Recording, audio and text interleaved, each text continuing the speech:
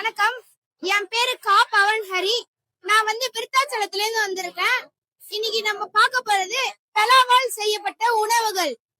முதல்ல நம்ம பார்க்க போறது பெலா நூடுல்ஸ்.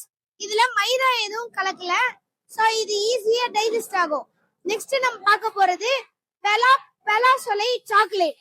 இது நாட்டு சக்கரை அப்புறம் பெலா சொலையால உருவாக்கப்பட்டது. இதனால இது ரொம்ப ஹெல்த்தியானது. நெக்ஸ்ட் நம்ம பார்க்க போறது தேன் நெல்லிக்காய். இது பெலா தேன்ல உருவாக்கப்பட்ட ஊற வச்ச நெல்லிக்காய். நெக்ஸ்ட் நம்ம பார்க்க போறது ஹல்வா, அதுவும் பெலாசுலை அல்வா.